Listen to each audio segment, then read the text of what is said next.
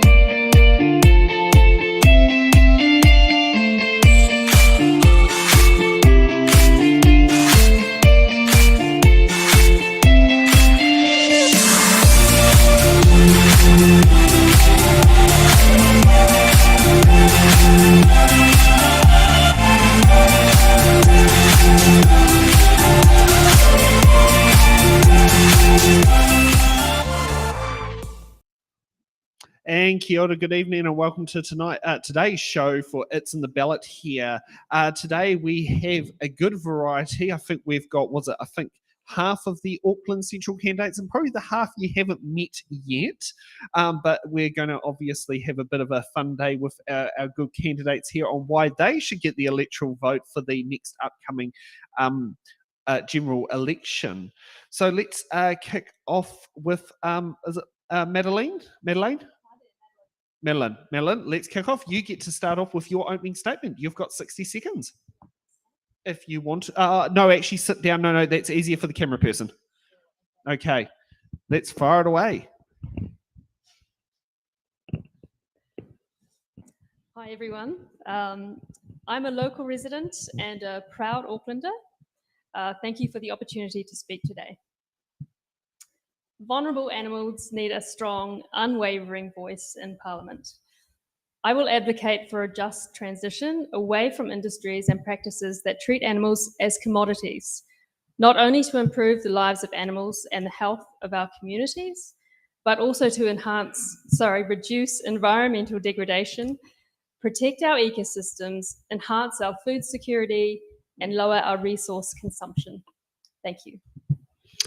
Okay, next up, Paul, your opening statement. Okay. Yeah, hi people. I'm also a local resident in as much as I live in Auckland. I'm standing for Rock the Vote because it's a new movement. It's the first time in central politics, but they stand for personal freedoms, transparent democracy, and traditional values. And we are not politicians. None of us are politicians. But we've had 88 years of politicians, and all we've managed to do in that 88 years is flip-flop from left to right and red to blue and back again. So we think it's time that we had a little bit of fresh blood in the Parliament, and we can actually have a voice for the people rather than the voice to the people. So yeah, vote for me as your electorate candidate. I will do everything I can to make your voice heard in Parliament, and not the other way around. So vote for me, and also vote for Freedoms New Zealand for your party vote, because that's a second tick for me as well. Thank you. Okay, next up, Guy. Hi, everybody. First of all, thank you all very much in the studio for coming in to be with us today. And thank you for those online who join us from around the region and across the nation. You too are very welcome. Why am I standing as an MP? Well, it's a core point within the New Nation Party that we return democracy to New Zealand. Every single one of the MPs in the House at the moment have long forgotten that it is their job to represent the people who sent them to Wellington. And we want to turn that round into democracy by saying to you, vote for the person, whichever one of us it is, who's going to best represent you from this electorate and indeed all the other electorates, but then party vote for New Nation Party so that we can create an army of the people in the House to stop whatever governing party there is excelling themselves and doing the stupid things that we've seen over the last few years. Okay, and next up we've got, now, do you prefer to be known as Christopher or Chris? My mother calls me Christopher when I'm in trouble. I go by the name Christ, but the Christ. ballot won't let me write that. So you can call me Christopher, and it might cause some kind of PTSD, but I do take cannabis for that. So yeah, I'm inside my therapeutical window. So call me what you want. Basically, I'm here to be servant to the public. Oh, fair enough. So your opening statement. Well, after that opening statement, I don't know how to say any more about my political party, Aotearoa Legalised Cannabis Party, the shadow banned party since 1996, standing out for the animals, the elderly, the middle-aged, and anybody else that still hasn't come out of their cannabis closet. We just had a referendum, 1.4 million people, swing vote of 70,000, and sadly the other 120 delegates down in Wellington there don't want cannabis spoken of. So we are trying to still represent ourselves and all of the cannabis consumers. The endocannabinoid system is a body system that's not known about and or spoken about in the medical industry for the last 50 to 80 years, or maybe it has been mentioned and they've decided not to inform us about it. We've currently got a medical system that we are able to have cannabis prescribed to us by our doctors, and I'm looking forward to inviting everybody to have a more safer harm reduction alternative to the intoxicants that we have readily available. So I'm here for adult choice, pro-choice and body sovereignty for all of the citizens of Aotearoa and CBD. Okay, thank you for that. And last up, Andy, your opening statement. Hello. Do I wait until I'm on the screen? Oh, right. Yeah. Okay. My name's Andy. I was born in Palmerston North. I've been in Auckland in the city centre for about the last 10 years in a city centre apartment. While I'm standing this time, you might remember me from the local elections, or you might not. There's a reason why there's a lot of candidates here today from none of the major parties, and that's because with our current voting system, you win your first choice. If you wanted to take a punt on a party or person you're not sure whether it's going to get elected or not, there is a risk that your vote, if you don't get that candidate in, gets wasted. So some people are afraid of split votes and wasted votes. But there's a thing called the single transferable vote, which is a way of recycling your first choice if it doesn't get in. So then people are more likely to take a punt on novel and small issues, which big parties really don't need to champion in order to get voted in. And so I'm about trying to show that independent voices can still run. Yeah, thank you.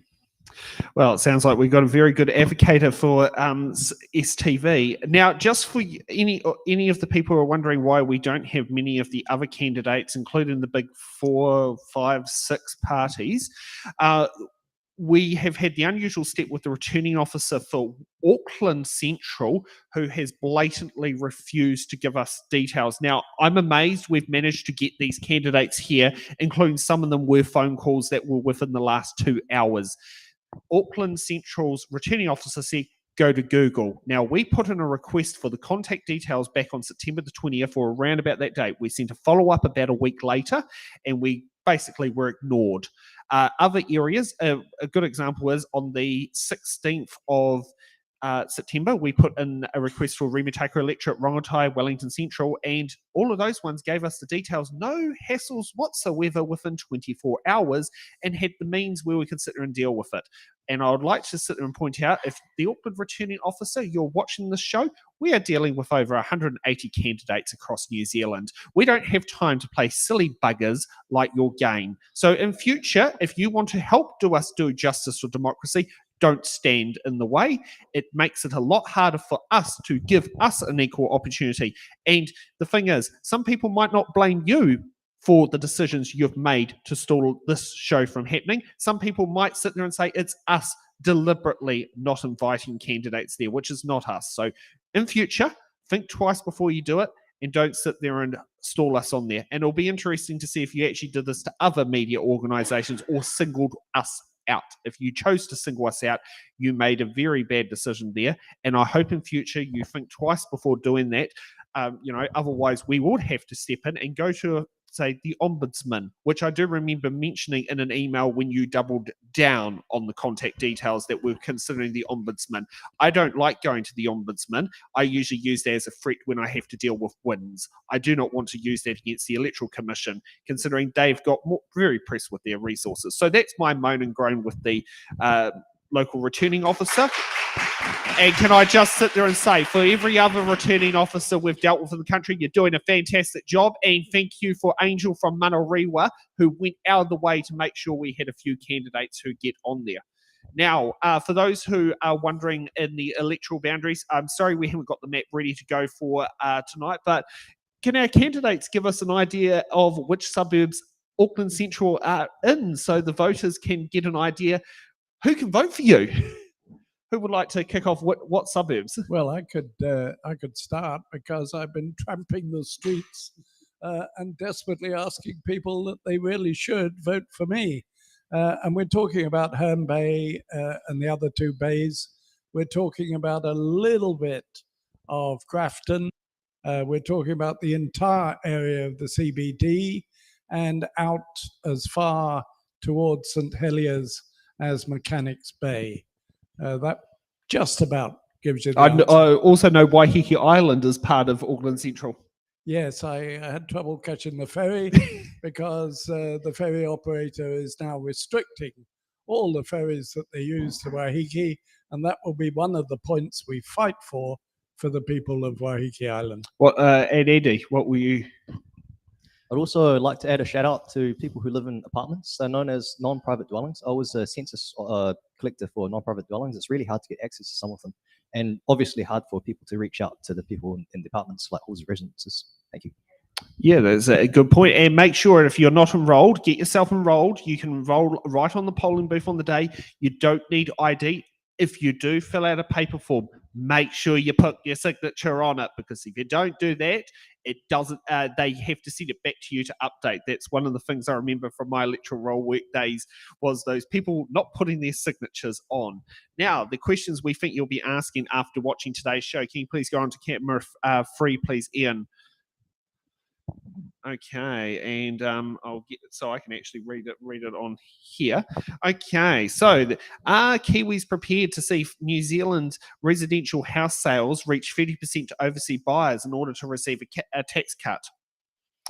Is it time to triple the Serious Fraud Office budget to $49 million to match the efforts and resources MSD spends on investigating benefit fraud? And this one, very local for the people in the area. Will commercial fishing in the Hauraki Gulf be a thing of the past after the election? So those are some topical questions we'd like to do. And I would like to welcome back Jill for stepping in as our local question host. How are you this afternoon? Very good. And I just have to apologise to the 5 people sitting here. It was me who gathered you all here this morning, actually. Yeah. So, yeah. You've done a good job. Come. Absolutely. Yeah. Okay. So now with the question, with the questions here for It's in the Ballot, each candidate picks the box number and then gets to answer the question that's in the box. Now we do have there where each candidate has 2 button cards. So if a candidate who, what's the best way of describing that? This is what happens when you have a mind blank. I'd like to interject. Well, that's a good way of putting your button cards. So yeah, the button cards are where if a candidate wants to add their comments to that question, they can go in and put their use their button card to add in their answer. They only have 2 of them, so they've got to use them wisely. And if there is a bit of a hairy question that they don't like, they can defer it to another candidate. And I cheekily always like to sit there and say, defer it to one who's not here. Particularly if they're part of the main parties. So now, because we've got a good number of candidates here, we use a random list order generator to get our orders for each round. Guy, you get to go up first. What box number would you like to pick? You're assuming I can count, of course. Yeah. And I'll go for number 12.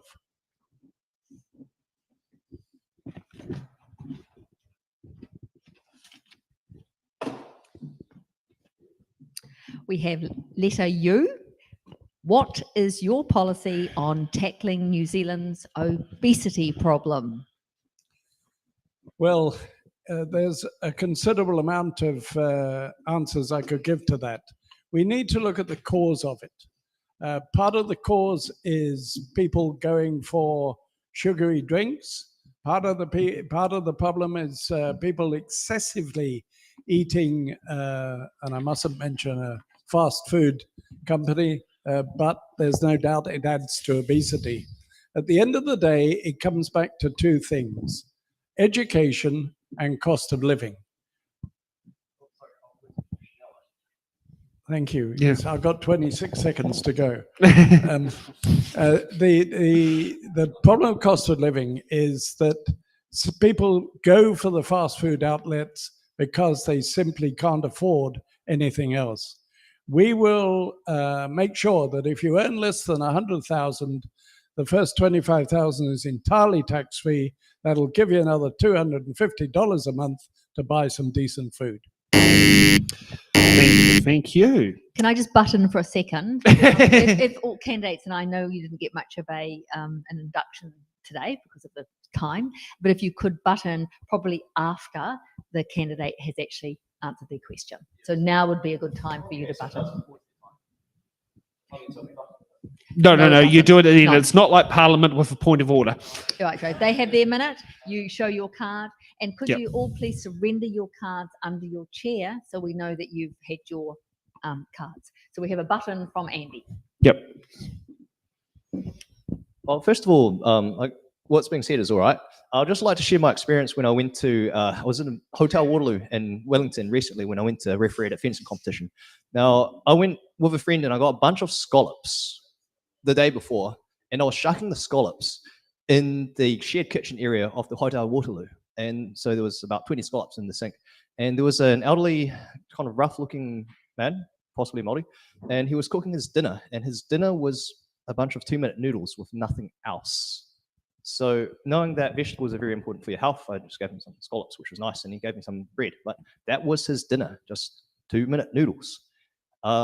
So I was brought up in a household where we eat food. Vegetables was a big part of our diet. There was a study in some recent year which said that lutein is a necessary prerequisite for your brain's health when you're young and when you're old. And they found the effect stacks with omega-3. Basically, you're not as intelligent and you don't process things as quickly if you don't have lutein in your diet. And one major source is vegetables.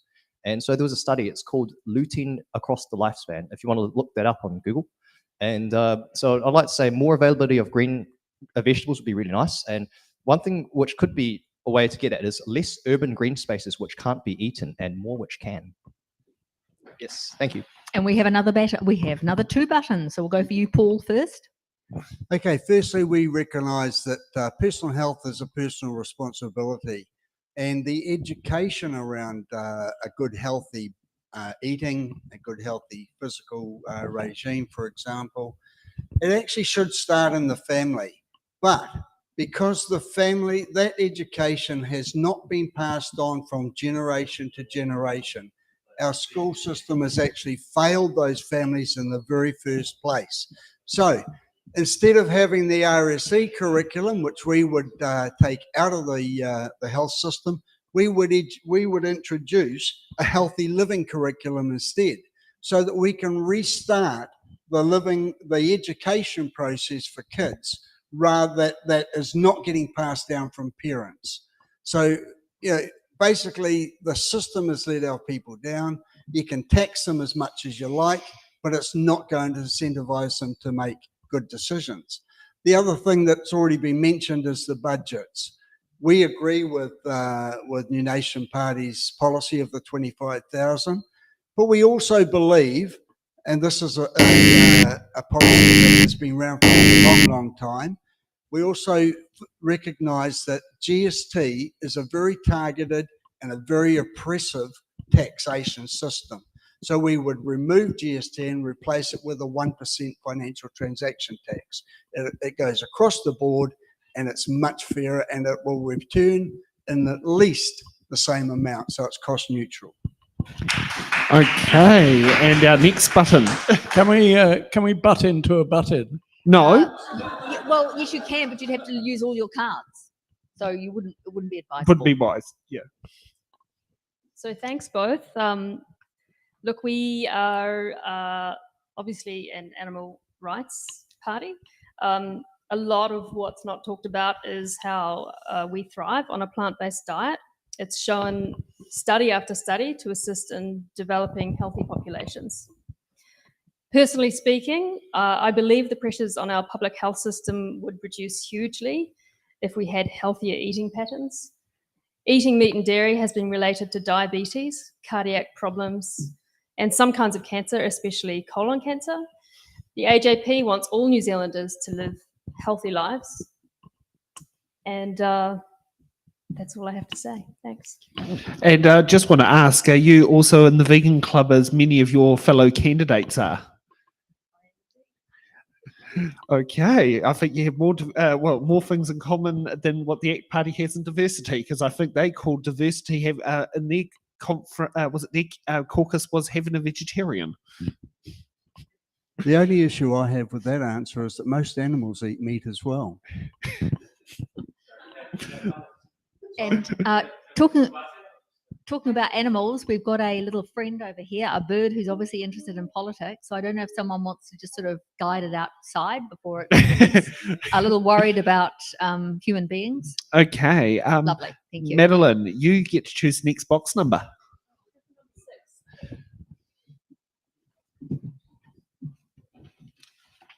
We have question K for kilo. What is New Zealand's biggest challenge, and what is the key policy your party is using to respond to it? Thank you. Speaking personally, I wish more voters prioritise the more compassionate, non-violent and sustainable world.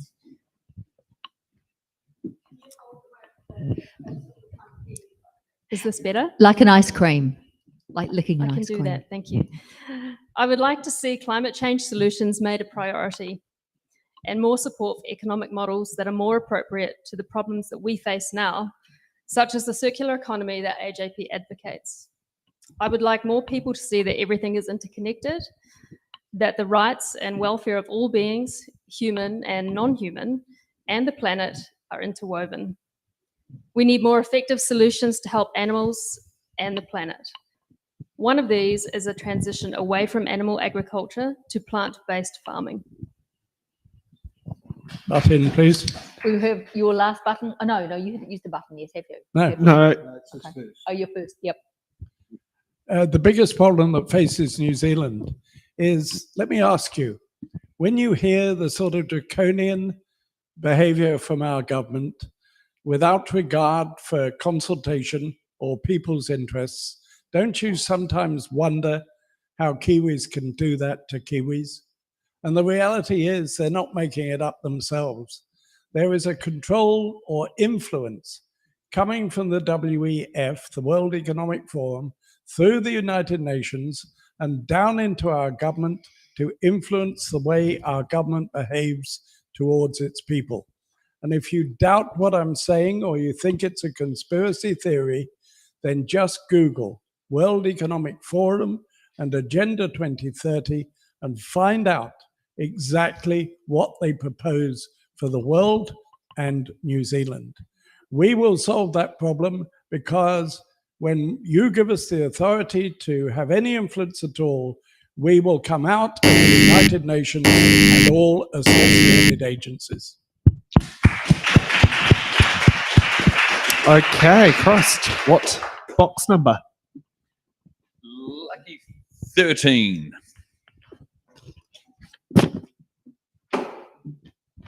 We have letter F for Foxtrot. Current information from overseas indicates that vaping is not a healthier option to smoking. Children of primary school age are becoming addicted. What is your party's plan to address this health concern? Cannabis is the answer. If we remove the single-use vape cartridges from every single shop that is popping up left, right, and center in every single town and city in our country, and put a safer alternative out there, which I know might seem weird to everybody. Cannabis is the answer. It's already proven in other countries where people are consuming what is known as hemp cannabis, and they're having it as a THC-free smoking alternative. It has all of the terpenes, which are called aromatic compounds, like you're sipping on a lovely gin and tonic and it has lemon squeeze on it.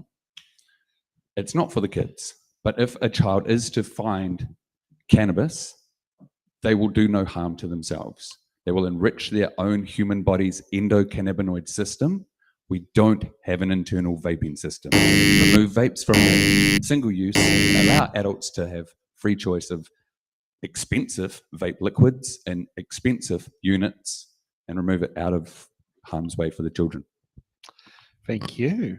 Okay, Andy, what box number? Yeah.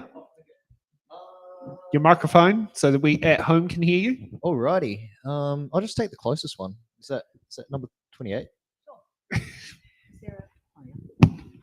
I mean, it's as good a guess as any. It's like, I mean, if we select these by random chance, why don't we select representatives randomly as well? It's pretty representative. Anyway. Okay. That's a great idea, Andy. We have P for Papa. yeah. Would you double or halve our our population growth? I'll repeat that. Would you double or halve our population growth?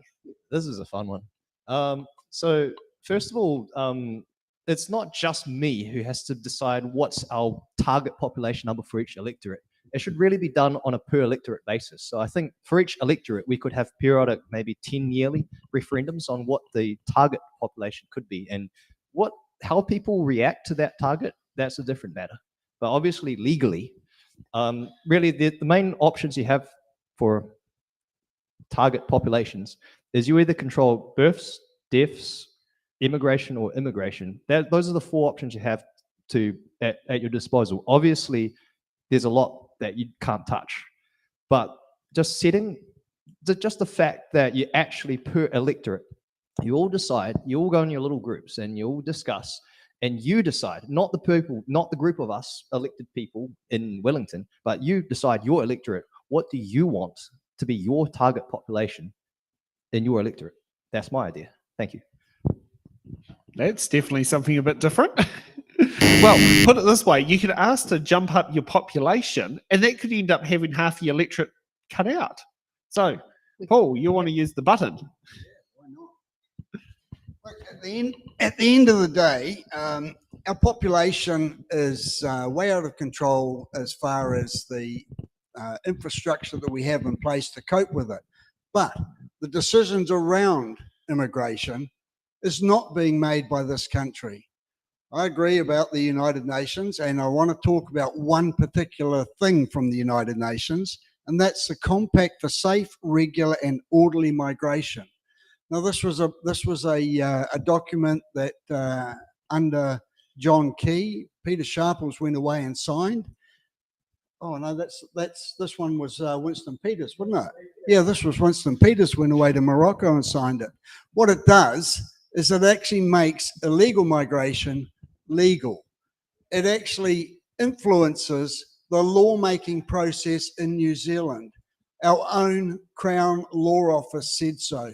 So we need to take back control of our own borders, and we need to take back control of our own policies. Okay, and now, Paul, you get to choose the next box number. Yeah, I'll have 21, thanks. Oh, yes, the voting age at one point in time. With any luck, again. I don't know, Grandma might disagree at 95. We have question M for Mike. The statement, opposition parties do not win elections, governments lose them. Do you agree with the statement? No, I don't agree with that statement. I don't think parties win or lose elections. I think it's more through the influence of media statements they tend to be the biggest influencers in the country, particularly around the time of an election. You'll notice that the 5 parties here are all minor parties. The reason for that is because the other 5 or 6 parties don't need to attend these sort of events. They get, for example, Labor 1.2 million plus of the broadcasting fund allocation. That's over a quarter of the allocation goes to one party. So there's no way that you can have a fair and equitable election when that sort of misrepresentation goes on. We've got the minor parties, and we're talking about the main minor parties like Freedom's New Zealand. They get a mere $66,000, and that's to cover the 4 parties under that umbrella. You know, that's $15,000 a party. You can't run a campaign on that.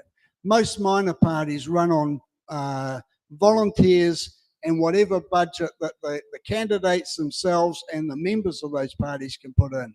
It's time we went back to a system that actually was fair and equitable for all parties. Sounds like another advocate for STV in one aspect or another. Okay, Christ, what box number? You get to start the next round. I would like to pick, ironically, let's go with 16. What's special about 16? Well, at that age, your child can go out and get a tattoo Oh, with parental consent. just like marriage. So, Christopher, we have question L for Lima. The Prime Minister, Chris Hipkins, said that no one was forced to get the COVID vaccine. Do you agree with that?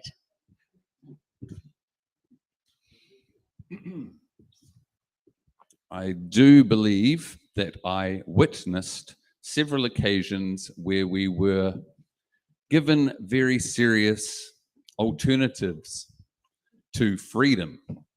We were required, suggested, implied, and every other terminology known to the human man, where we felt obligated and genuinely concerned for our fellow citizens by having to do what our elders ask. If you've ever been a child, I was a child once. Now I'm an adult. And sometimes my mother and father were both wrong. I believe that nobody was forced to. I've been forced to do things myself. And I tell you, there's serious repercussions when you get forced to do things. So I believe he is probably true in his legal statement. He's probably had legal advisory to tell him that nobody was forced to get to any form of COVID vaccine. God bless, one love. Okay, next up, Paul. What box number? I'll have a go at 18, thank you. Nobody wanted to butt in on that one. That was a pretty good one. I know. So, Paul, we have question C for Charlie. How are you going to address the cost of living crisis? Okay, we believe the answer to the cost of living crisis is around the taxation system. As I've said before, we recognise that the taxation system is targeted, it is oppressive, and it is designed to keep people at the bottom of the heap. So we agree that the taxation system needs to be fair in that the first 25,000 should be tax-free. We believe in income splitting. We believe that a parent who is looking after a child is doing an important job in society, if not more important than a lot of the ones that people get paid to spend 40 hours a week at. We also believe that GST is an oppressive and unwarranted taxation. And as I've said before, a financial transaction tax, because the corporates don't pay GST on most of their income. The Taxation Act, for example, is a huge document, but only the first 5 pages are about the actual information of the act. The rest of it is about exemptions. So it's about being fairer to the people at the bottom of the pile and lifting them up rather than bringing everybody else down. Now, just before we move on, can you explain income splitting, especially to our younger voters who probably don't know what income splitting means? Okay, income splitting assumes that you have two parents. So one parent is bringing the children up at home and is not in what we would call gainful employment. Mind you, I would disagree with that statement in itself. So that parent is staying at home. The parent who's out earning an income, that income, let's say $40,000 a year for the sake of a simple number, $20,000 of that would get attributed to the person that's working, and $20,000 would be attributed to the parent that's staying at home looking after the child. That way it keeps you in a lower tax bracket and stops the income earner from entering into the next tax bracket. So that's pretty much how it works. Thank you for that. Okay, Madeline, what box number would you like to pick?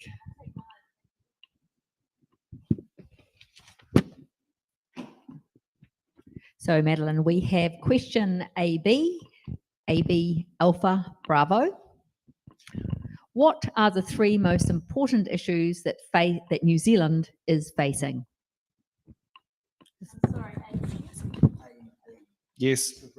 The last question. Yeah. It's what happens when there's only 26 letters in the alphabet. Well, in the English alphabet. Okay, so in a recent poll, Kiwis expressed the cost of living as number one, followed by housing and climate change. Certainly a whole foods, plant-based diet can be much cheaper. We have a flagship policy to gradually transition New Zealand to a plant-based economy, meaning 50% fewer greenhouse gas emissions and more availability of land for housing.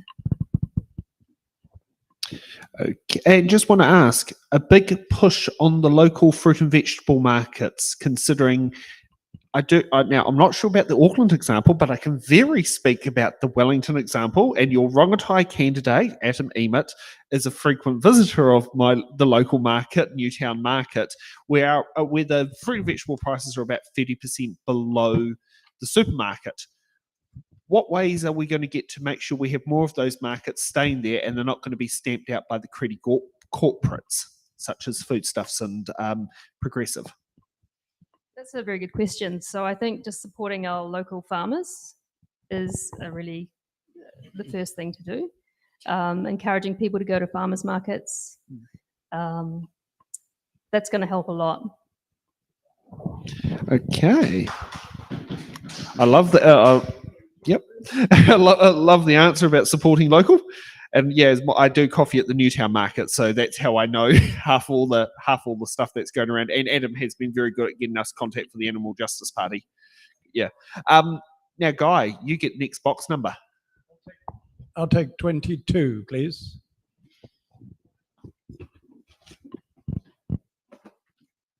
Okay, Guy, we have R for Romeo. What will happen to the winter energy payment if your party is elected to govern?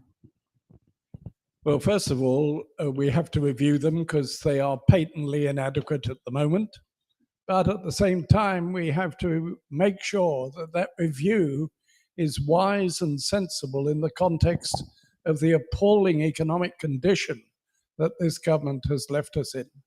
We actually don't have any money to spend. But we in the NMP have a heavy streak of compassion. And the reality is, I will not go forward and allow our old people and our needy people to shiver in damp houses through another winter. So we will conduct a review, and I don't want to really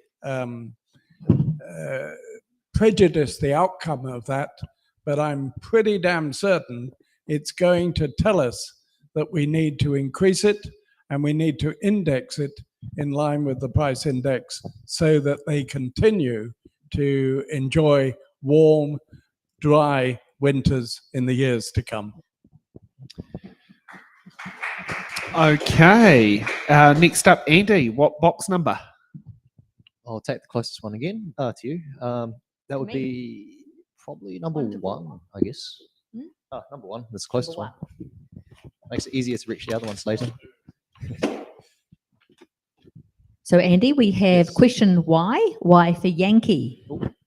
Will your party equip the Serious Fraud Office with a similar financial investigation budget that the Ministry of Social Development, that's MSD, uses to detect benefit fraud? Well, first of all, yes, definitely, but take it from the MSD budget after we have a universal basic income, which makes most of the MSD functions less relevant, or something similar to that. Basically, serious fraud is a lot of money, and that is a lot. If you're looking at the amount of gain per dollar spent, it will probably be better to invest more in that area rather than trying to chase people up, whether they are currently single or not. I mean, how do people even know that anyway? How do they investigate that? Well, a definition the second from thing Wins is, sorry, I'm just going to not hit the E button just yet. So the question was your party. So I'm going to reiterate once again that I don't have a party. Now, I'd like to talk why I don't have a party. That is because there are pros and cons to party membership. And in a party, you have to stick to the brand identity of the party. And the brand identity is often chosen to have as little overlap with other parties as possible, even if they're good. This is because of the fear of wasted votes or split votes when parties are overlapping their target market. As an independent candidate, my target market is basically everyone who respects my vision of respecting your vote. No, not just tossing your vote in the trash if your actual first choice doesn't get voted in. Modern computer science allows us to recycle your vote to your next choice if your first one doesn't get in. This is called single transferable vote. Can I ask why any other candidate, why none of them and no party yet has tried raising awareness for single transferable vote? Even Palms North has single transferable vote. And so if you want to sign the referendum that I made for Auckland, it's in my Linktree bio and my Instagram profile. Thank you. And just for those who might be wondering, a definition of a relationship according to Wins can be as far as what you call a marriage certificate by one case manager's definition and 2 Tinder dates, possibly by another, or even as far as to your brother visiting you and saying hello as being a caring sibling. So that is how extreme our relationship definition is by work and income, depending how the case manager on the day determines it. And this is how your tax is spent. Yeah. Now, were you about to put on the button, Paul? I used my two, but very quickly, if that's all right. 15 seconds. Okay. I think it's totally wrong to redistribute the responsibility from MSD to the Serious Fraud Office. What should be happening is that MSD should be being held to account to do their job. If they need restructuring, if they need re-educating, if they need restaffing, then that's what you do. You don't pass the buck to another I don't think company. that question was intended for that reply. It was more of saying the fact that the Serious Fraud Office budget is $14.5 million a year to investigate serious fraud, while at the same time we spend $49 million a year to chase benefit fraud. And we probably get as much money in return from chasing benefit fraud as we spend investigating on the Serious Fraud Office budget. So I understand the question, but the implication of the question is that it's just shifting the responsibility. Oh, I mean, I want them to go after serious fraud, to be honest. But yeah, it was. Now, Paul, you get next box number. I know. Okay, give me number 5, please. So we have question Q for Quebec. Nice and simple. Should we review the ban on single-use plastics? Should we review it? Well, definitely we should review it. I don't agree with a full-out 100% ban straight away. Banning shopping bags, for example, yeah, it might stop a few, but it's not the bags that are the problem. It's what people do with them. We used to use them all the time at home for other things, but the fact that you're banning something just because it's an ideological insight is the wrong reason. It needs to be managed through a process where you can come up with an alternative that is both environmentally and financially sustainable and reasonable. Because at the moment you get people going into the supermarket who can't even carry their stuff home. They carry it out to the car, throw it on the back seat, and then make 4 trips into the house. I guess the alternative. A button. Thank you, Madeline. I think we need to take some personal responsibility here. In my opinion, We've got microplastics, we've got sea turtles, birds, sperm whales found with plastic in their stomachs. The Animal Justice Party promotes sustainability. We are wanting healthy land, healthy oceans, healthy people, healthy wildlife. As do we all. Okay, Christ, what box number? Rua.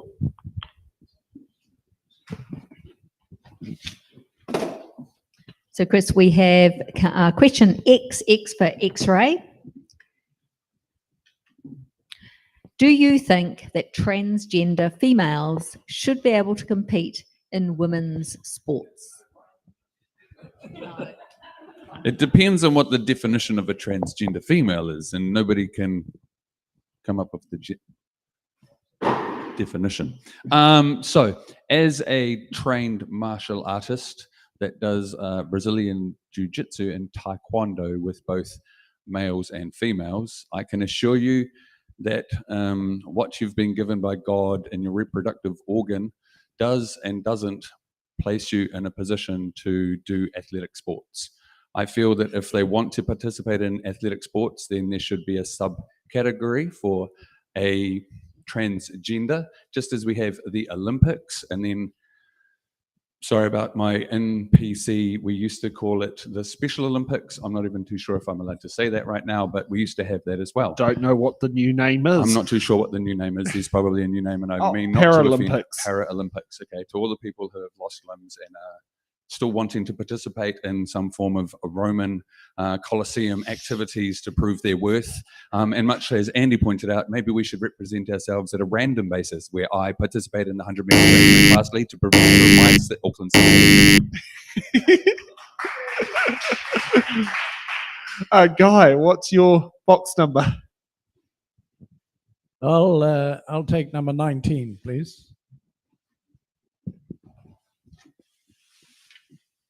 So, Guy, we have J for Juliet. Lovely girl. The Future of Local Government report says the current local government funding and finance system is already under pressure and is not sustainable.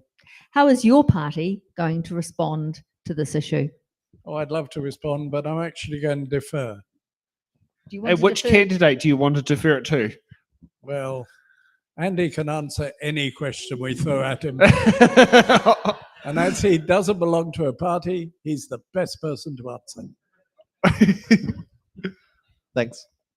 So I actually have a series of 3 answers that have been published apparently in the Waiheke News, because they do very much touch on the subject.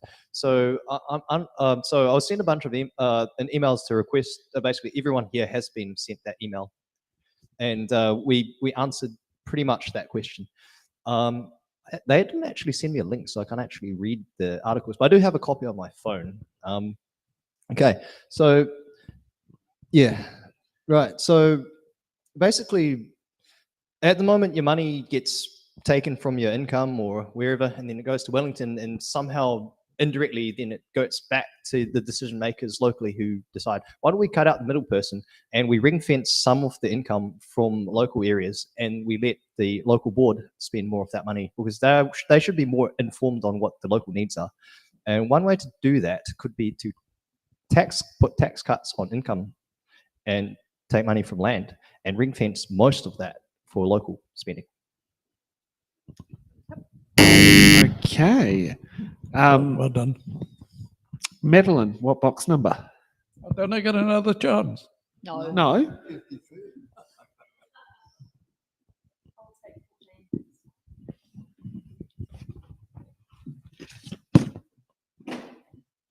So, Madeline, we have N for November. The farming sector is being negatively impacted by overregulation.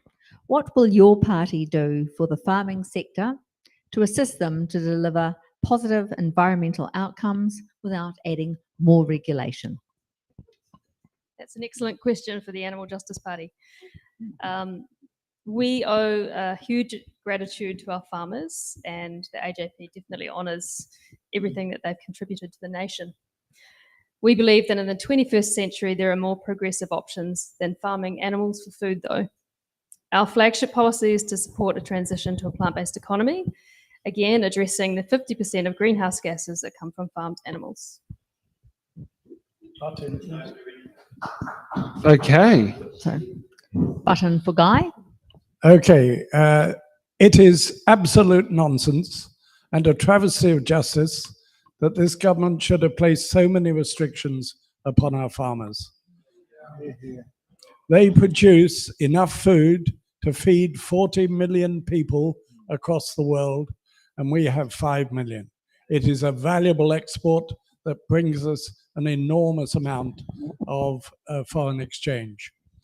The reality is that the emissions that come from New Zealand across the board are 0.07% of the emissions that come out of the world. And therefore we are grossly overacting and trying to push our government into a position of world dominance by worrying about it. We will repeal the Zero Carbon Act.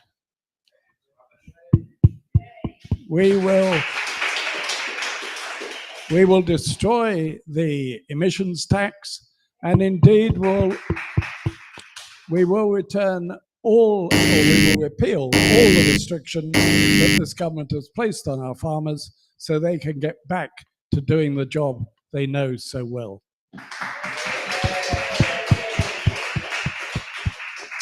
Fiery answer. Okay, Andy, what box number? Number 3, is that the one in the corner there? Okay. Okay, Andy, we have O for Oscar. What is your party's position on the Resource Management Act, known as the RMA reform? Well, the first thing I have to say is I don't have a party for the aforementioned reasons. And the second is that I'm not specifically certain which Resource Management Act reform this refers to. So, although I would like to ask the candidates here, and if they have any suggestions.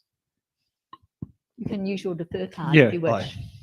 Oh, that's a probably good idea. Who do you think would be more appropriate to answer the question? Wait, let me think about this. Guy. Question. Resource Management Act. That's about who approves buildings and things, right? Subdivisions. Subdivisions. Yes. I see.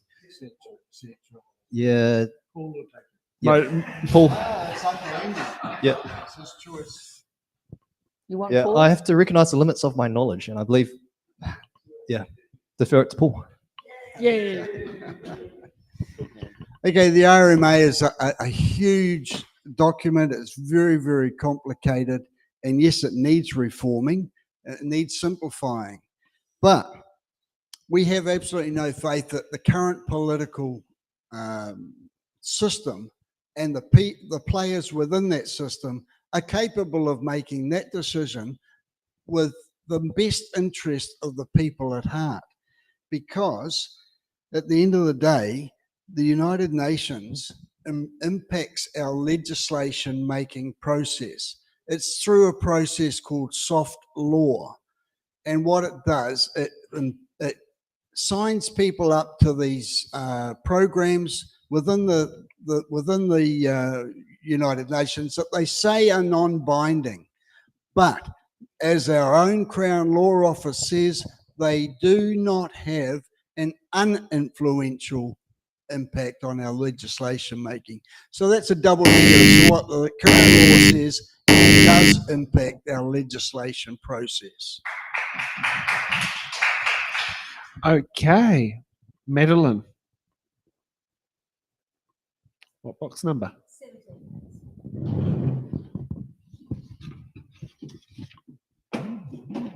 So, Madeline, we have ZZ for Zulu.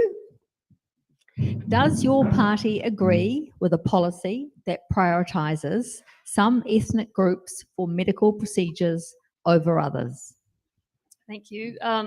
When we come back to our core values of compassion and equality, we often prioritise meeting the needs. We must prioritise meeting the needs of all New Zealanders. My personal opinion is to trust our healthcare professionals to prioritise those most at risk.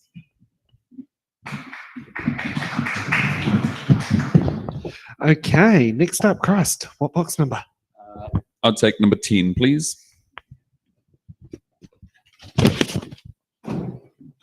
It is question AA, Alpha, Alpha.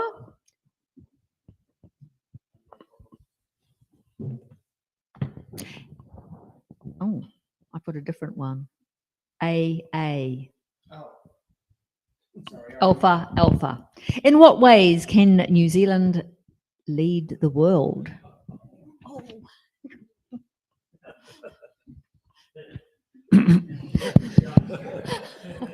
Have you seen the hashtag cannabis is the answer? Recently, I don't know if you follow the cannabis news. Most of it isn't on public media. Some of us follow that as an alternative source of truth. So in Thailand, they decriminalized or legalized medical cannabis. It was a 1 billion turnover last year.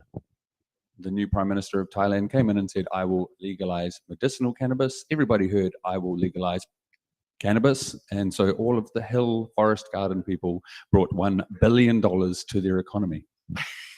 Now, if our government wanted to choose some form of adult use, licensed cannabis tourism, maybe we could put it over on Waiheke Island. Maybe some of the vineyards could also be cannabis vineyards. Any Wellington There is suggestions? some legacy farmers allegedly living in Waiheke Island that could vote for Aotearoa Legalised Cannabis Party to lead the world in a new tourism. That's an old tourism. It's called fun and enjoyment. God bless, one love. Andy, what box number? Just that one over in the corner there. Number 5, I think. Is that number 5? 4. 4. Okay. Number 4.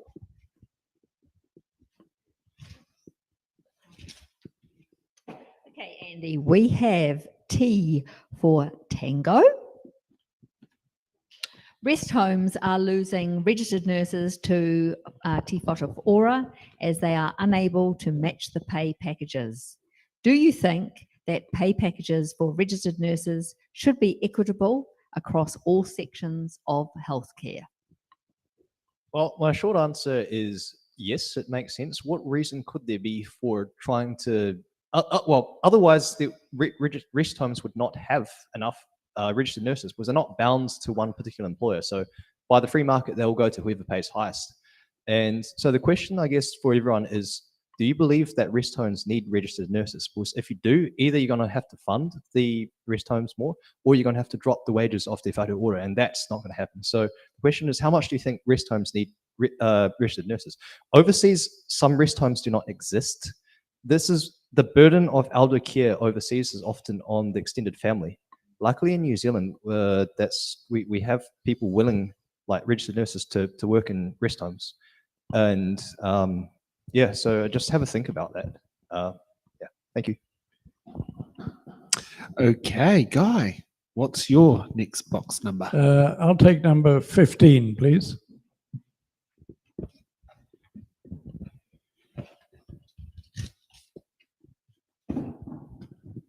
We have E for Echo.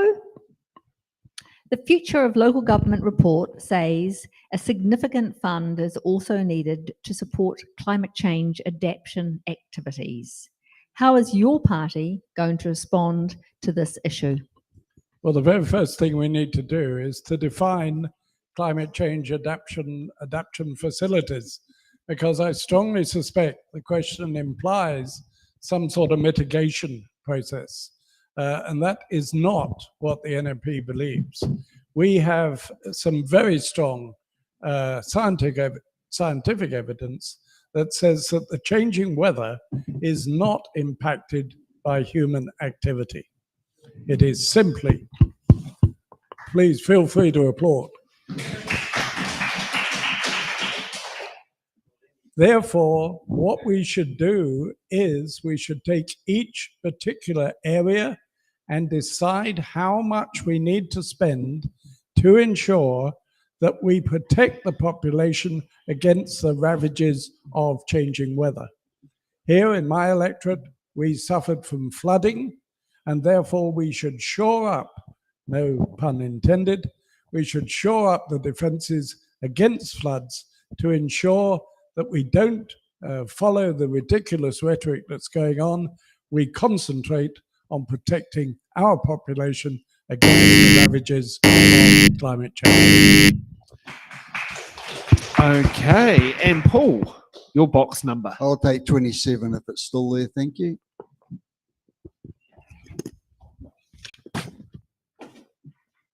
We have question A for Alpha. Over the past few years, New Zealand has suffered from many forms of division. How would your party reconnect people and heal the divide so we are a united country once again? Okay, this is a great question. So we at Rock the Vote, we promote an open and public debate, discussion around the Treaty of Waitangi, but we would exclude academics, lawyers, and politicians from this process. They're the ones that got us into the position we're in right now. And they've done that by reinterpreting and misrepresenting the real te reo and original draft in English of the Treaty of Waitangi. So we think that that needs to be held at a community level so that everybody understands what the real treaty means. And it needs to be interpreted in the English language of the day, not the reinterpreted meanings of today. So if you really want to look at the language of the day, the only documents that were translated into Maori from English at that time were the 4 Gospels. So go back and read those Gospels because they will tell you exactly what the Maori language of the day is, not the reinterpreted and misrepresented of today. And Andy's got a button. Oh, I just chose this button so I could have something to say on this. So the key. So I do agree that we do want to be openly discussing these things, but some people do have very real fears about how the current interpretations of what they might think the Treaty of Waitangi means, and most importantly, whether it conflicts for me up to the universal suffrage of 1893. So I'm going to talk about World War I, Easter Rising in Ireland began because the English were trying to conscript the Irish to fight in the wars before the Germans were Nazis. In October 1911, in Wuhan, you might have heard this in 2020, but Wuhan was the site of a revolutionary war. It was an uprising against a birth-based ethnic minority ruling class called the Manchurians, who ruled the multi-ethnic and multicultural empire of China for a couple of hundred years until October 1911. There was a war to remove that birth-based privileged aristocratic class. Now, many of our grandparents and great-grandparents were on either sides of revolutionary wars. But so anyway, this is where people are coming from when they're kind of afraid of going back to those days. So people need to be talking about this and why this may not be what people mean. Fine. So talk about these things. Okay, thank you, candidates, for asking. You want to throw in another button? Okay. We have a button from Chris. How will our party reconnect people and heal the divide so we are a united country once again? If you've ever attended a social outing and you've sadly witnessed a few of the musicians having to hide in the green room, well, I tell you it's secret. We don't hide there. It's absolutely amazing. There's not all sorts of things. So to bring the musicians fully out into the audience, what we need is crowd participation. What the musicians do in the green room connects the citizens, the humans, and the people to the human soul enriching experience that is brought onto them by their mystical culture that has brought some musicians world fame from the consumption of cannabis. Now, I'm not suggesting everybody consumes cannabis. All I'm saying is that the human body has an endocannabinoid system, and I suggest that you research it and then possibly speak to the other politicians, myself included, about how we can change the common understanding of what a cannabis user is. God bless, one love. And while mentioning on there, we're going to be taking a break. And I just let you know, we don't have a green room for the candidates to hide in. So you can actually talk to them on stage right here. Or I've actually been pointed, there is a green room, but we can all walk in it. So we'll see you back after the break for hard-hitting questions.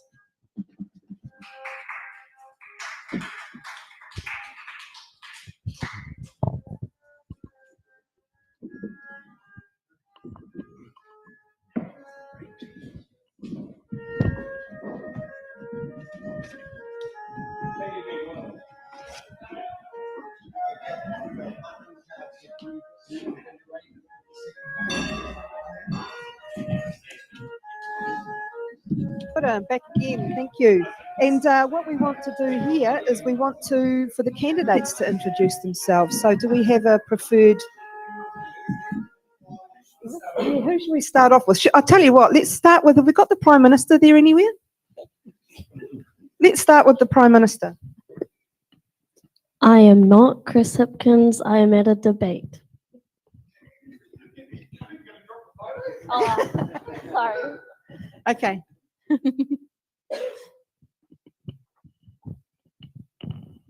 This is Michael Hill. He's not here.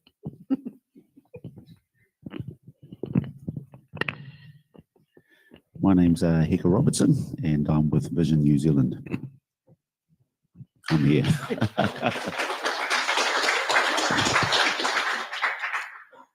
Hi, I'm Tony Pitteroy, and I'm with New Zealand Party. Kia ora. I'm Chris Norton, and I'm with the Greens. I'm not Emma Chatterton, but Emma has, in fact, submitted 2 videos, which we will see later on in the show. Thank you very much. There you are.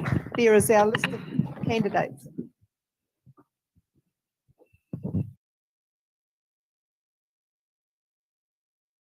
For the members' bill, so we've asked each of our candidates, you can introduce a members' bill as an MP into the biscuit tin, and it can be drawn out and potentially turned into law. So we've asked them, we're giving them 2 minutes to explain, if they're elected, what would be the first members' bill that they would introduce into Parliament. So we'll go with Bernard first. All right. By its very nature, a members' bill is therefore is not necessarily party policy, and my members' bill is not party policy. So I'll just make that point first. What I would do is cause alcohol regulation or alcohol to be regulated in the same way that we have recommended that marijuana be regulated. That is, no branding, no advertising, available through government outlets, with limited supply at each purchase. There is a narrative that marijuana is the entry drug to all sorts of dreadful drugs. Not so. Alcohol is the entry drug and does considerably more damage than marijuana does. So I believe should be regulated in the same way. That's my view, not party policy. Short and to the point. And Helma. As I talked long enough about the abortion issues, people know my view. What would be my preferred private members' bill if I was elected? But that's not party policy. That private members' bills have to be okayed by, of course, by the party. I have one remit going forward that is not addressed last convention, and that is a remit to solve the housing crisis. In the Netherlands, we had a Premier A scheme for low socioeconomic people, low-income people to buy their own home. It was in the 1970s when a very left-wing MP, Prime Minister, now brought that in. It was extremely successful. It solved the housing crisis. Then they stopped it because there were enough homes, and people, then now they want a very right-wing government, want to start this again. And that actually, to me, means that this is a very, very good policy. Premier A scheme to have a house.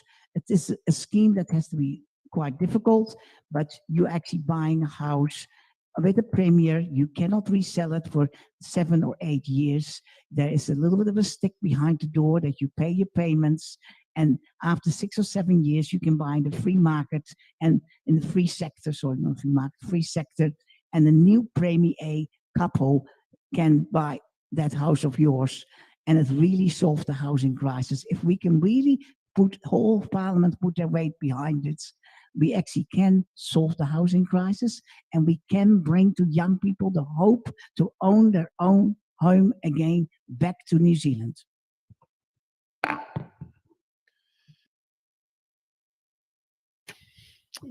Yeah, another phonetic alphabet. How has New Zealand changed since you were a child? Has it changed for the better? That's a really interesting question. How long ago was it? Yeah, 65 years ago.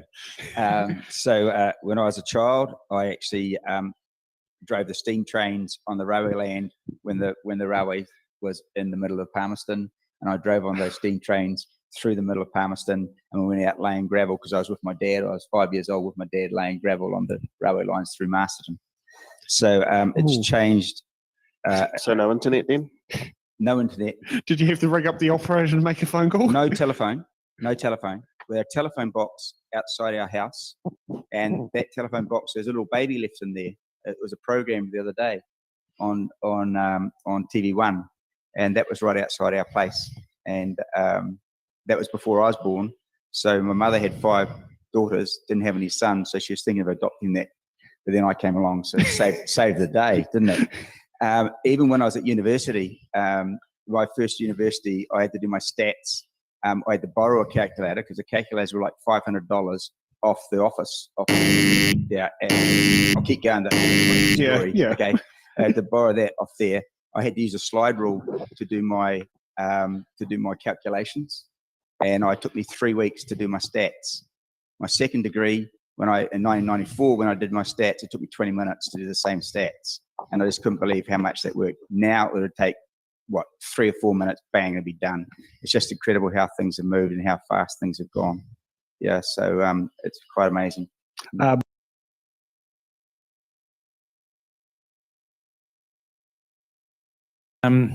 The bill that I would introduce is extending the time from when candidates are announced to the election from 4 weeks to 9 weeks, because it's just not enough time.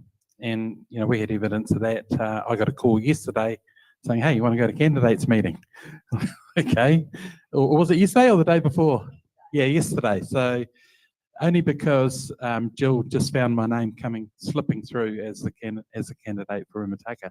So in local body elections, there's a 9-week time frame, and that gives time for everyone to get prepared and to start moving through the campaign. I'm still trying to get my car sign written, and there's only 3 weeks to the election. Things like that. So it's a simple bill, but it's really is just it's a leftover from first past the post, where the small parties just haven't been taken into account as to giving them enough time to run up to the election. And thank you.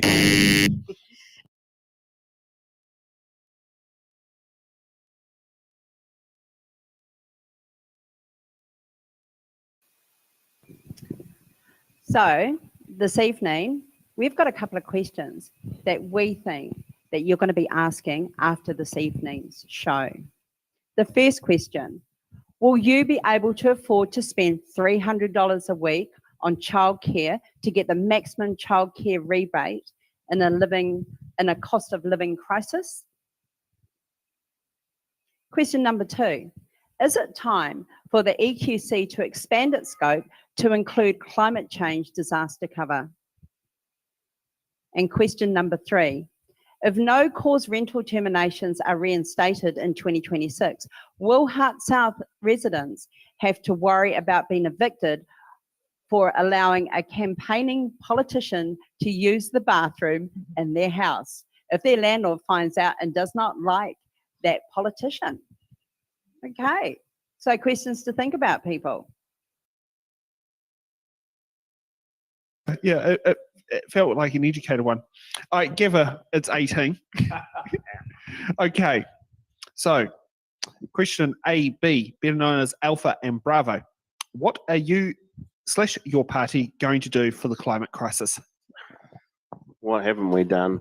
The Green Party has put the climate change on the agenda in Parliament for 30 years, and for years. And I'm thinking back to the work that Jeanette Fitzsimons did as one of the first co-leaders of the Green Party.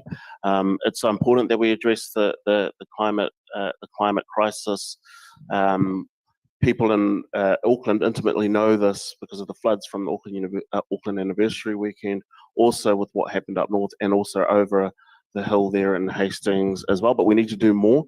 We need to make sure that we continue to bring down our emissions. We must mitigate our emissions, but also to support towns and cities to adapt for climate change, have that climate resilience, and for us to support local councils to do that.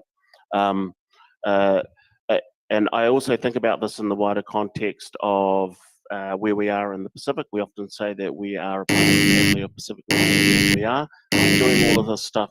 We need to think about it as a region as well and supporting our Pacific Island communities who are on the front lines of climate change.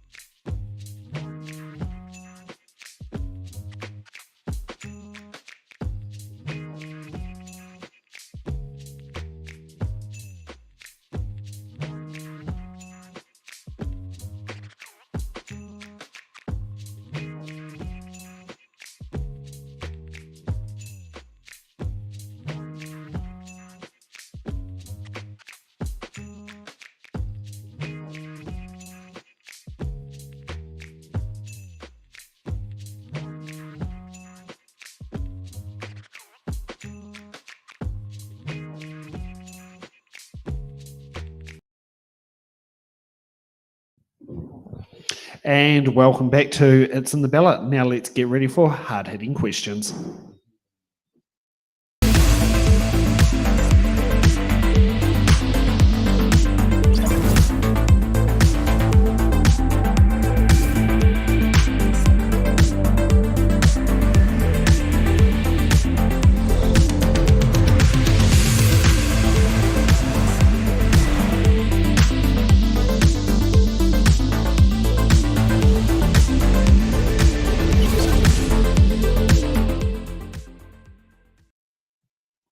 Okay, so for hard-hitting questions, these are the questions we get all candidates answer to the same question. And some news there, you cannot use your defer cards because you're deferring it to someone who's already going to be answering the question. And don't bother using your button cards because you're already going to be giving your answer anyway. We have two hard-hitting questions for this afternoon. Our first hard-hitting question is, what is the most pressing issue in the Auckland Central Electorate? Let's kick off with Paul. Okay, for me, it's population growth and the implications thereof. So we're already seeing the overloading of our infrastructure, our sewage system, big sinkholes appearing everywhere, up to 3 or 4 Olympic-sized swimming pools worth of sewage going into the harbour every day.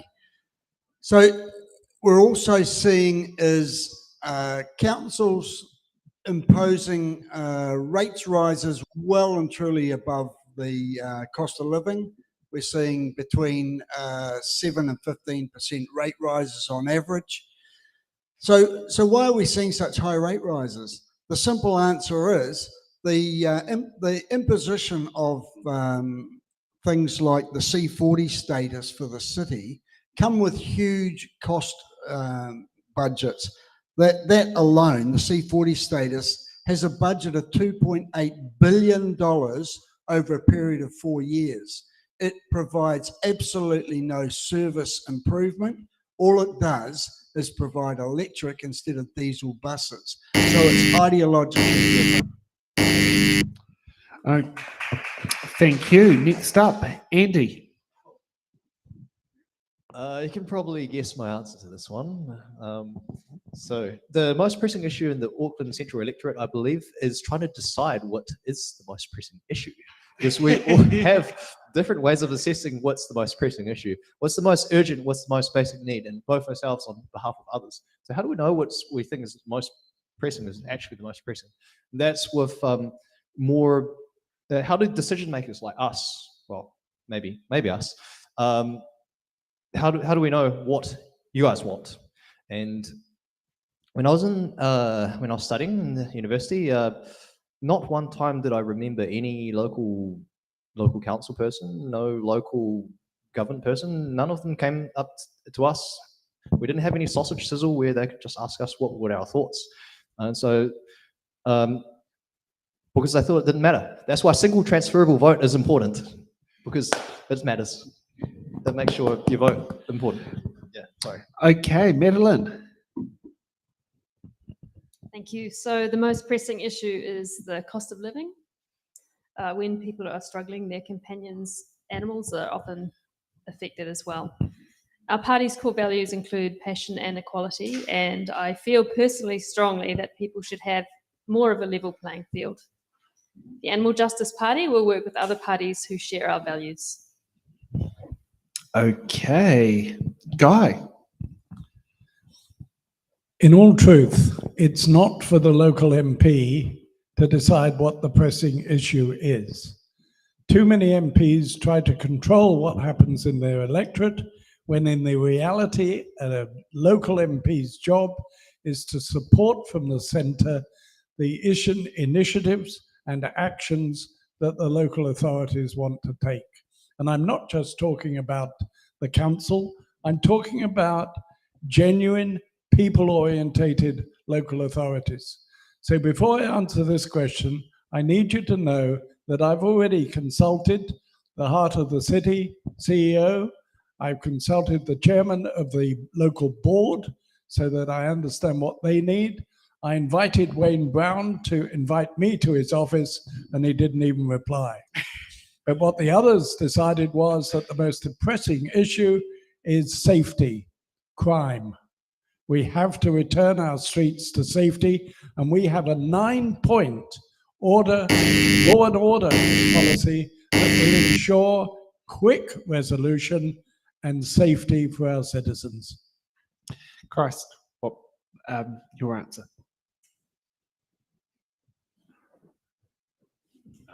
What is the most pressing? Your microphone would be helpful. Sorry, ladies and gentlemen, we are just back from a 420 smoker break. Ironically, yeah. Just outside of my therapeutical window. Now, what is the most pressing issue? Probably awareness about your therapeutical window. Those in the Auckland Central are not aware that they have an endocannabinoid system, nor that they have a therapeutical window. And when you take too much cannabinoids in the wrong quantitatives, you may have an increase in pain. You might have an increase in anxiety. You might feel a little bit too sleepy and not able to answer the questions. And that's why you need a little bit better about education on cannabis. And if I am elected in the Auckland Central, I will bring CBD to the CBD, and I will also be bringing THC as a safer alternative to the current markets of prohibition of the freedom of rights to drink in the streets and have a liquor ban at the beaches. So I will encourage the local cities to increase liquor bans and liquor places and smoking bans and smoking places where we adults can have a non-secretive spot for us all to socialize in private and in public, bringing more awareness to the fact we need CBD in the CBD of Auckland Central. One love. Thank you for that. Yeah. Sorry, this is what happens when you end up cracking up laughing through the whole thing as being the host. It's difficult to get on to the next step. Okay, so hard-hitting question number 2. Central government increasingly communicates... Oh, have we had Guy's one? Yes, we did. Yeah. No, sorry. Stacey just sat there and said to me, Yep. I'd like to say no, but the answer is yes. Central government increasingly communicates with citizens via emails and text. Therefore, non-computer literate visit libraries for their assistance in changes to central government practices and legislations impact local communities, which councils are expected to deliver without funding. Do you believe that central government should form partnerships with councils to deliver central government services? If so, how should these partnerships be funded? Let's kick off with Andy. Everyone in the local council was elected locally. They're not list MPs. I should also point out that I don't need to talk about what list MPs and electorates are, but so we trusted these people to be in our council, and we local people elected them to represent our local needs. So why don't we trust them with a bit more of our local money that we generate? So I would definitely be supportive of ring fencing some of our tax revenue. Whether that includes a restructure of the tax system is a different question. But I would like to point out the previous 2 tax working groups suggested some changes. Labour only took some of them. National only took the recommendation to raise GST to 15% and totally ignored the other recommendation. So the Opportunities Party did kind of pick up on some of this, and they did propose something back in 2017, but I'm not sure anyone remembers. But if we adapt some of that and say part of that funding, that ring fence some of that money which should have gone, which has gone to national central government, and put it for local government to use, that would make sense, wouldn't it? Okay, Madeline. So we primarily focus on animal welfare and environmental sustainability. However, I believe central government funding to support local councils should prioritise sustainability, equality, and improving animals and human lives. Funds can be allocated based on the idea that you can't put a value on doing the right thing, and improving lives should be a top priority of government spending. Okay. Christ, your answer. Yes, I do believe that the central government should form a partnership, because obviously we need some form of top-down, bottom-up bottom up, top up, down communication, because we don't want them to dictate to us, but we need that partnership. If you've ever been in a partnership, hopefully it swings both ways or mutually beneficial.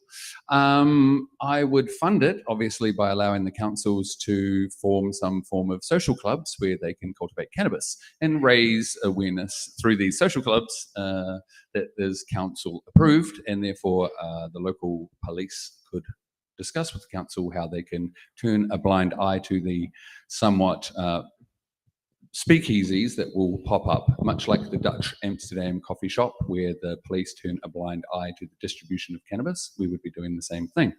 That would help us fund the mental health awareness problems by giving people the ability to talk openly to their doctors, openly to each other, without some form of police incarceration.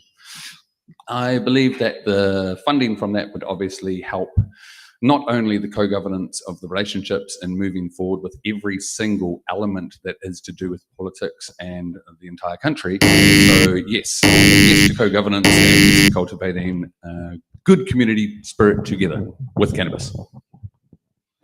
I wonder how much of that was prepared by Michael Appleby, but I love it. Okay, next up, Guy. There are a couple of hidden questions actually within the question. There is the situation, first of all, where people who don't use the internet, how can they make their feelings felt? How can we best represent them? Well, if you send me down to Wellington as your elected MP, every other week on a Saturday, I will open my office. My electoral officer will run a diary, and I will be willing and very keen to have everybody come in and give me their views on the local situation so that I know what they want. The trouble is that the parties that exist at the moment, the candidates go down to Wellington and they become under the party whip, and therefore they lose the opportunity to do that for their electors. Within the NMP, we will have no party whip to allow each candidate to work hard on the issues of the people of their electorate. It sounds like we might be returned to the British system where voting takes 10 minutes instead of 30 seconds by the sounds of that. That would be cheeky. Okay. Paul. Okay, so we don't believe that there should be partnerships between central government and local government. They're two totally different entities. They both have totally different responsibilities and totally different service provision requirements. But that said, the reason we don't believe that there should be any partnerships is because central government tends to devolve its responsibility without commensurate remuneration. But they also devolve the responsibilities inferred upon them by external organisations like the United Nations. Auckland is the only council in New Zealand that has C40 status. Now, I've already talked about C40 and the budget of $2.8 billion over 4 years, but that's an unfair burden on ratepayers. The provision of climate remittance, for want of a different term, is not a ratepayer-funded responsibility.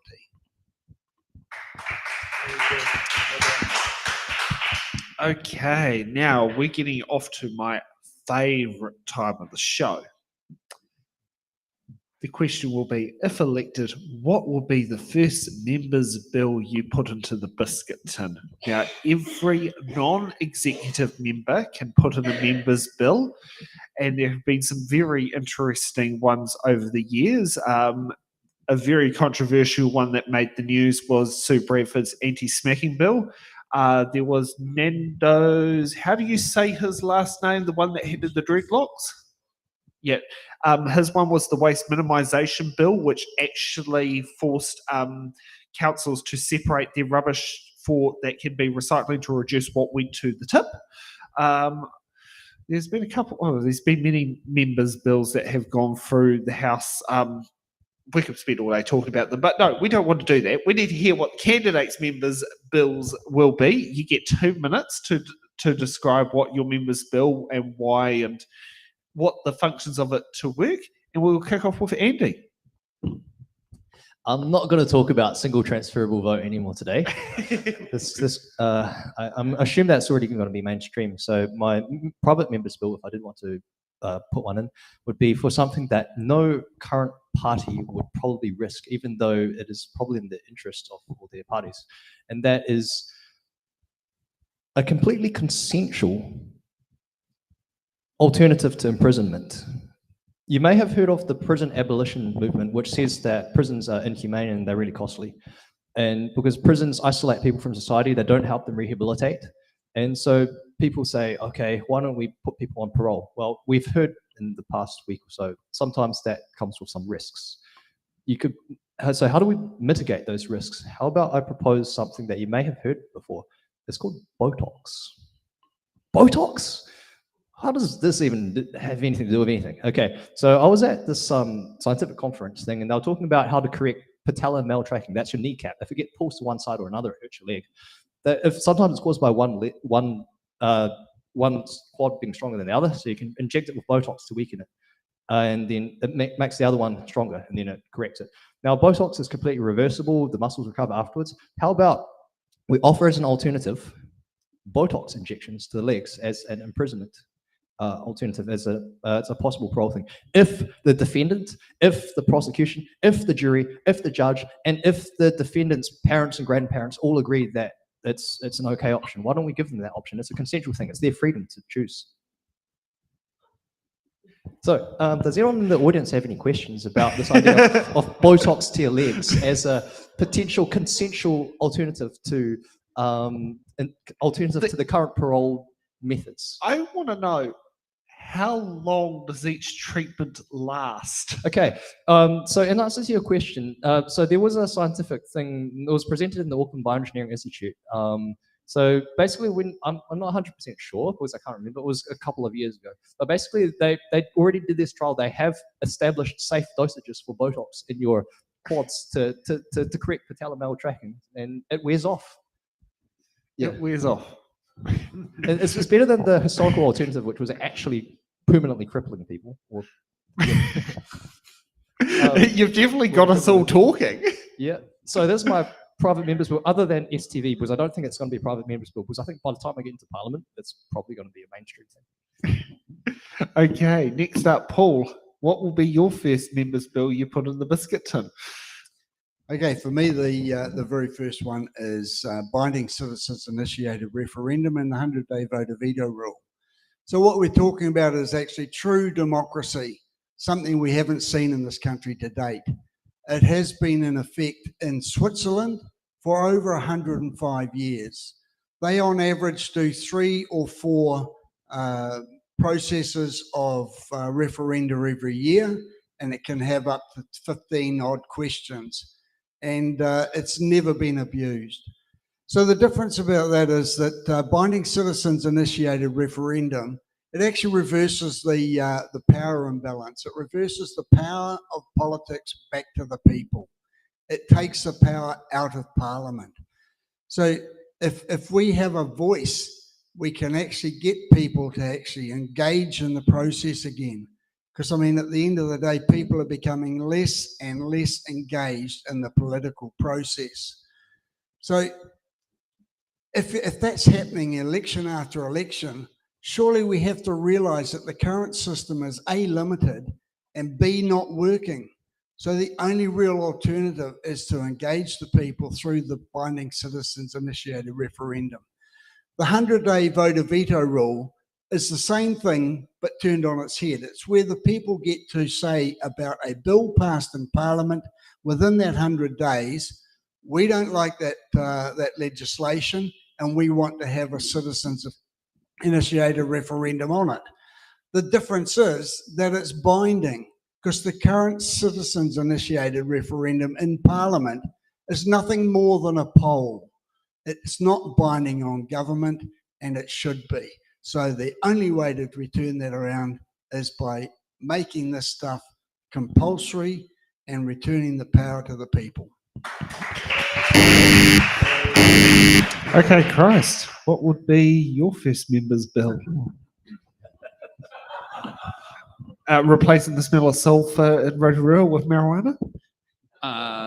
That would be a benefit, but we like the sulfur compounds. They actually help the terpenes grow and the chemical formulation known as trichomes, which are attached to the cannabis plant. So, no, I would not do that. We need sulfur. What I would do, though, is I would add to the already existing legislation that controls alcohol, and I would slip the word including cannabis next to it. So we would have some form of alcohol licensing, alcohol legislation, and right next to all of the terms and conditions with every other situation where you have alcohol, you would have also cannabis. Then shop owners would be able to apply for an alcohol distribution license or a cannabis distribution license. Any farmer who cultivates wine or spirits or any other liquor that creates alcohol could apply for a license that would say cannabis on it. It is a very, very, very, very, very, very, very easy add-on. I just add cannabis to an already existing legislation. Once we find out how easy it is to live in a society where we have human body sovereignty of the rights and choices of what they put into their mouths, then we can discuss maybe harm reduction and possibly flippity floppity flip around how much consumption we're using for this, that, and the other. But until then, the first thing that I will be doing will be simply adding cannabis right next to alcohol. We can advertise it not at the sports grounds. We can advertise it probably not a paid sponsorship, Liquor Land. I'm not encouraging to create a weed world. What I'm currently wanting is a very, very, very safe alternative to the current industries that run our country. There's 3 of them, and I won't mention them because they know that I know who they are, and that's why I stand here representing against them. You know who you are. I want to take it away from big pharma and give it back to little farmers so that we can heal all of our people. I will implement cultivation of cannabis through the schooling system. I will add the fact that all children should know how to grow all herbs, what is now known as weed. God bless, one love, vote for me, and we will set the plant free. I can picture some customs and excise inspections having very interesting results. Okay, Madeline, what will be your first member's bill in the biscuit tin? Well, it wouldn't surprise you, but I would put forward a bill to support spay and neuter programs. The number of homeless animals in New Zealand is exploding. The pressure on shelters already bursting with unplanned litters is immense, and thousands of cats and dogs are euthanized in New Zealand each year as a consequence. As a guardian of 2 cats, I just can't imagine anything worse than that happening to my furry family. Funding for desexing is something we must action.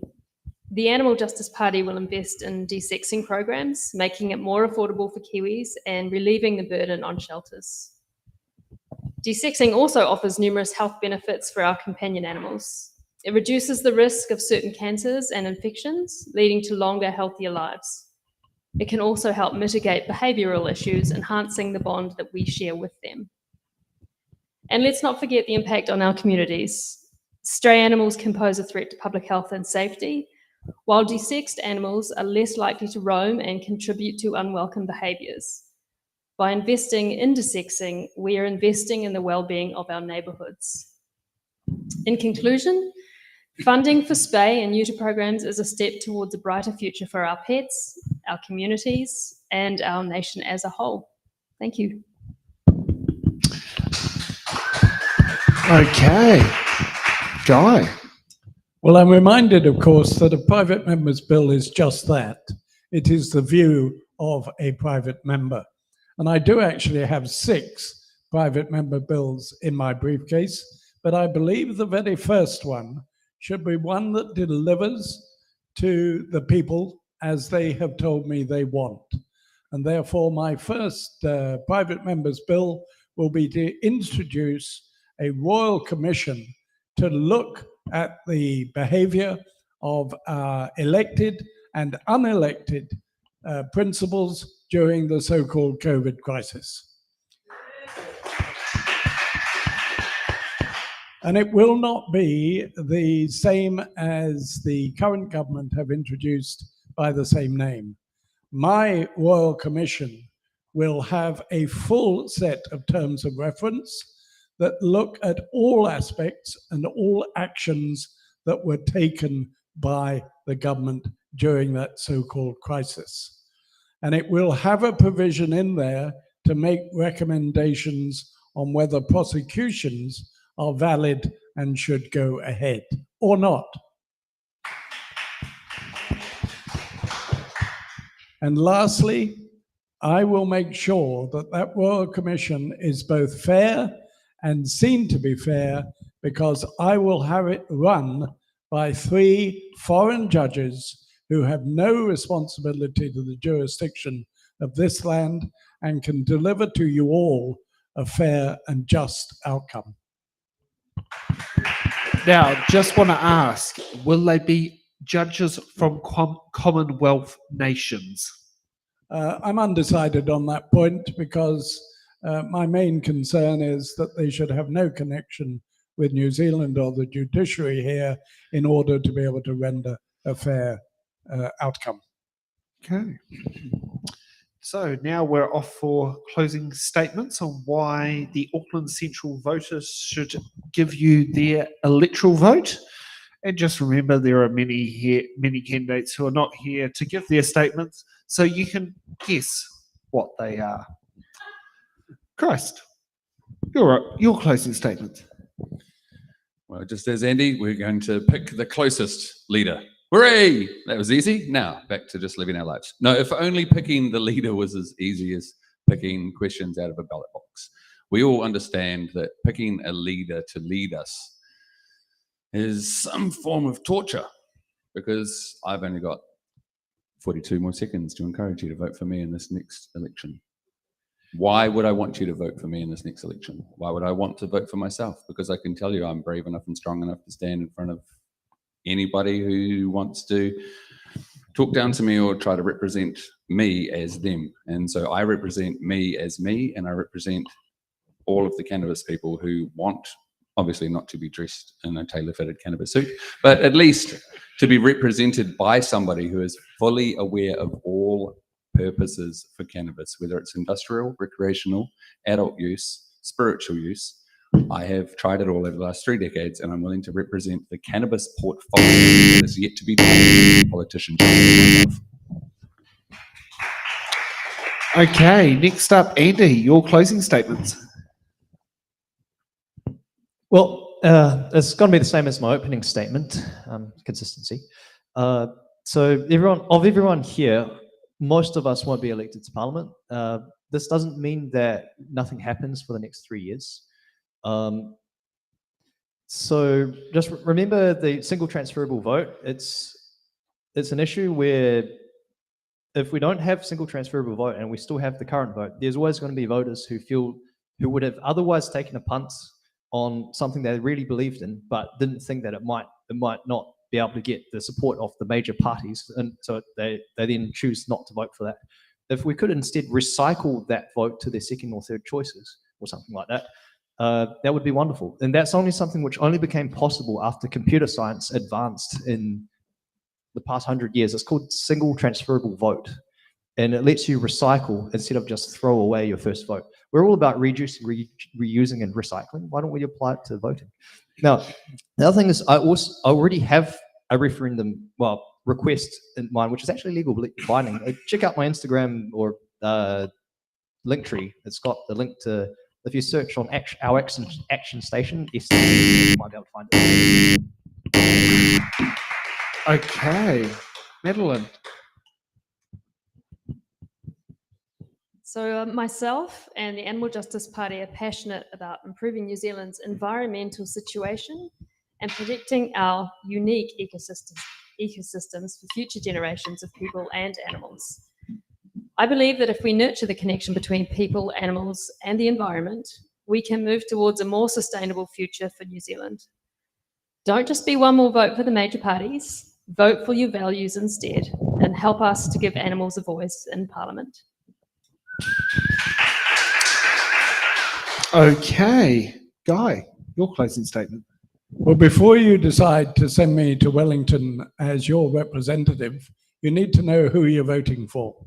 So very briefly, I was 17 when I joined the Royal Air Force, trained as a fighter pilot, chased Russians around the North Sea, before, after 12 years, leaving, joining a merchant bank for 3 years, and for the next 39 years,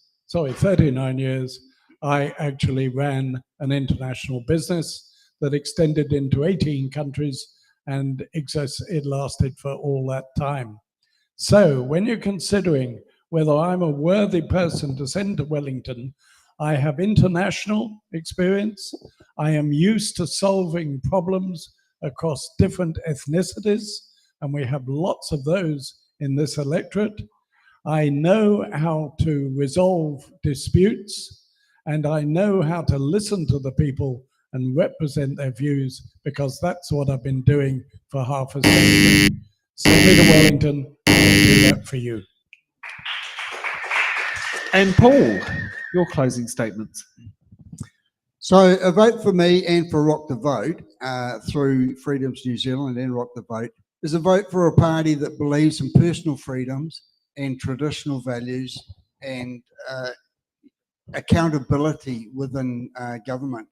Those are values we don't see in the current political system. We're a grassroots movement rather than a political party. So me, I'm an aircraft engineer by trade. I've done 12 years in the Air Force. I've got 14 grandchildren. That's the only reason I'm doing what I'm doing, because I don't want them to suffer under the same system any longer than what we have. We can change the way things are done. We can bring accountability back to Parliament, and we can make people more engaged in the process, and they can have more of a voice in the process. All you have to do is vote Rock the Vote Paul Davey and Freedoms New Zealand Party vote.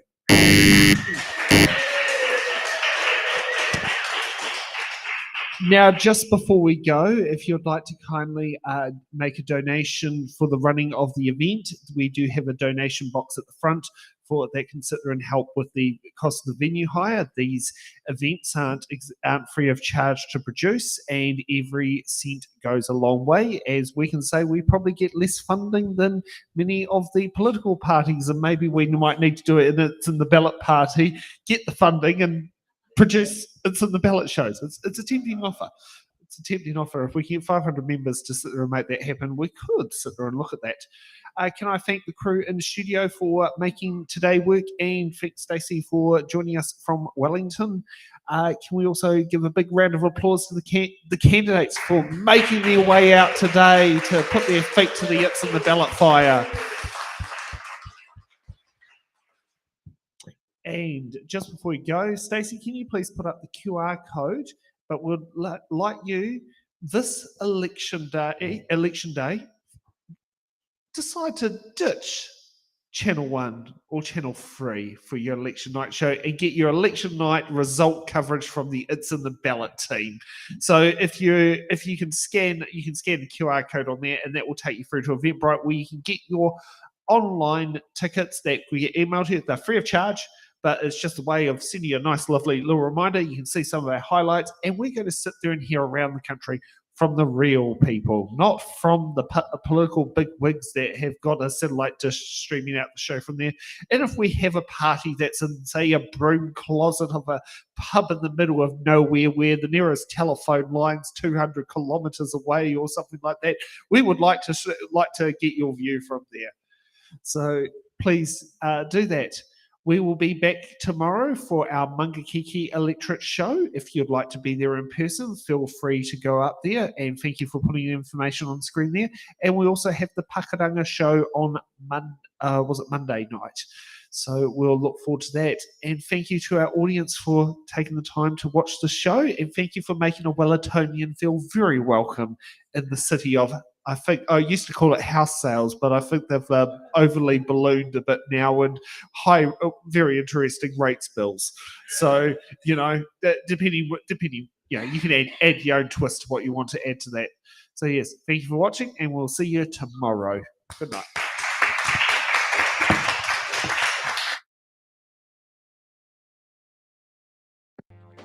It's in the ballot. Provide a service that Okay, I just want to say thank you to the It's in the Ballot team.